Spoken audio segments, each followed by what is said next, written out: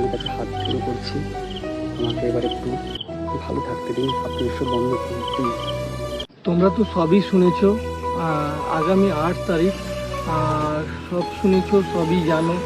তো ব্যাপারটা কি যে কিছু কিছু নিউজ চ্যানেল যা যা খবর করছে, মানে হয়তো তার হাজব্যান্ডকেও আর বেশি দিন থাকা যাবে না পৃথিবীতে। মানে বলছে যে বিষ খেয়ে নিচ্ছে প্রিয়তমা যাওয়ার পরে, বা দুঘরে ফাঁসি লাগিয়ে নিচ্ছে, যে যেমন পাচ্ছে নিউজ করছে।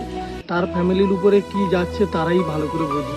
তো তার ননদ আছে, তো বলবে সব কিছু, রোশনাই আছে। আপনারা তো সবই জানেন বা সব কিছুই নতুনভাবে কিছু বলার নেই, কিন্তু তারপরও কিছু কিছু মানুষ এমন খারাপ খারাপ ভিডিও, ছবি উল্টো পাল্টা পোস্ট করছেন, সেখানে আমাদেরকে দোষারোপ পেতে হচ্ছে, বা যে মানুষটা চলে গেছে তাকেও দোষারোপ পেতে হচ্ছে। তাই আপনাদের কাছে আমি হাত জোড় করছি, প্লিজ এগুলো আপনারা এবার বন্ধ করুন। কারণ যার বাড়ির থেকে যায় বা যাদের হারায় তারাই একমাত্র কষ্টটা বোঝে, বাকিরা তো সান্ত্বনা দেয়, কিন্তু যাদের হারায় তারাই কষ্টটা বোঝে। প্লিজ আপনারা একটু থামুন।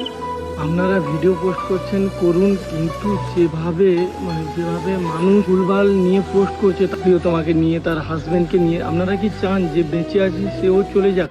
এবারে ভালো করে জানি যে তোমরা হয়তো জানো না, ওর যে প্রিয়তমার যে হাজব্যান্ড, সে আমার ছোটোবেলার বন্ধু। এবারে আমি জানি ভালো করে, প্রত্যেকদিন কথা বলছি, তার মনের পরিস্থিতিটা জানি। যার বাড়ির লোক চলে যায় তার বাড়ির লোকই জানে। আপনারা যদি একবার আসতেন, দেখতেন, তাহলে বুঝতে পারছেন কতটা কষ্ট হতো। আর যে মানুষটা চলে গেছে তাকে নিয়েও ভুলভাল কমেন্ট করছেন। আমার দুনিয়াতে কোনো ভাষা নেই। তবে সবাইকে আমি একটাই কথা বলতে চাইবো, আমি যাকে হারিয়েছি তাকে তো কোনো ফিরে পাবো না, তবে আমি তার স্মৃতিটুকু নিয়ে সারা জীবন ধরে বাঁচতে চাই।